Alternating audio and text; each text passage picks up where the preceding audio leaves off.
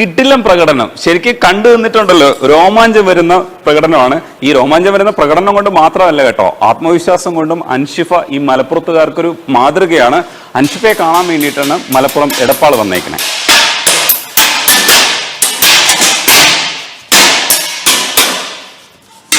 അൻഷിഫ ശരിക്കും ഇത് കൊണ്ടാൽ എങ്ങനെ ഇരിക്കും? കൊണ്ടാ മുറിയാവും.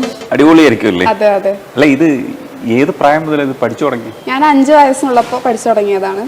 ഈ കളരി ഇപ്പോ നിങ്ങളുടെ കളരിയാണോ? അതെ, ഇത് ഞങ്ങളുടെ കളരിയാണ്. HGS കളരി എടപ്പാളിലാണുള്ളത്. അപ്പോ ഗുരു ആരാ? ഗുരു എന്റെ ഫാദറാണ്, ഹനീഫ. അപ്പൊ ആ ഫോട്ടോ കാണുന്നത് അതിന്റെ ഗ്രാൻഡ് ഫാദർ ആണ്. പരമ്പരാഗതമായിട്ട് നിങ്ങൾക്ക് കിട്ടിയതാണല്ലേ? ഓ, അപ്പം ചെറുപ്പത്തിൽ മുതൽ ഈ കളരിയിൽ വന്നോ? എങ്ങനെയാ സംഭവം പറ. ചെറുപ്പത്തിൽ തൊട്ട് തന്നെ എന്റെ ബ്രദറും സിസ്റ്ററും ഇതിലുള്ളതാണ്. അപ്പൊ ഞാൻ കാണുന്നതാണ് അവർ ചെയ്യുന്നത്. അങ്ങനെ പിന്നെ പതിയെ പതിയെ അവര് ഇനി ഇറക്കേണ്ട ആവശ്യം തോന്നില്ല. ഞാൻ അവർ ചെയ്യുമ്പോ തന്നെ ഞാൻ കൂടെ ഒന്ന് ചെയ്യാറുണ്ട്. അപ്പൊ അങ്ങനെ ഇറങ്ങി. അതായത് വീടടുത്തല്ലേ? അപ്പം കളരിയിൽ പെട്ടെന്ന് വന്ന് കുഞ്ഞായിരിക്കുമ്പോഴേ പഠിച്ചു തുടങ്ങി? ആദ്യം വീട്ടിൽ വെച്ചിട്ടായിരുന്നു പ്രാക്ടീസ് ഒക്കെ ഉണ്ടായിരുന്നത്. അതിനുശേഷം അങ്ങനെ പരിപാടിക്കൊക്കെ പോയതിനു ശേഷമാണ് കുട്ടികൾ വന്നു തുടങ്ങിയത്. അപ്പൊ നമ്മുടെ ഇവിടെ ഷെഡൊക്കെ ഇട്ട് സ്പോർട്സ് അഫിലിയേറ്റഡ് ആക്കി. എപ്പോഴാണ് ഇതിനകത്തൊരു താല്പര്യം വരുന്നത്? താല്പര്യം ഇൻ ദ സെൻസ് വീട്ടിലെല്ലാരും ചെയ്യുന്നോണ്ട് തന്നെ ഇത് നിർബന്ധമായിട്ട് ചെയ്യുന്ന ഒരു കാര്യം, അങ്ങനത്തെ ഒരു ഇതാണ് എനിക്കുണ്ടായിരുന്ന മെന്റാലിറ്റി. അത് കുഴപ്പമില്ല, നമ്മൾ എന്റെ ലൈഫിൽ ഇത് ഉള്ളതാണെന്നുള്ളൊരു കാര്യമാണ്. അപ്പൊ അങ്ങനെ സ്റ്റാർട്ട് ചെയ്തതാണ്.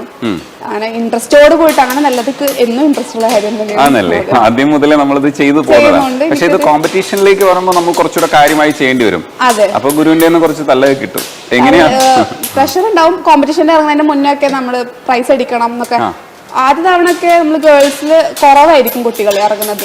പൊതുവെ ബോയ്സും ഗേൾസും തമ്മിൽ നോക്കുമ്പോ ഗേൾസിൻ്റെത് ഭയങ്കര കുറവായിരിക്കും. അപ്പോൾ ഒരു ഈസി കോമ്പറ്റീഷനാണ്. പക്ഷെ ഇപ്പൊ 3 വർഷത്തോളായിട്ട് ബോയ്സിനെ കാട്ടിയും ഗേൾസ് ആണ് പാർട്ടിസിപ്പൻസ് ഉണ്ടാവാറ്.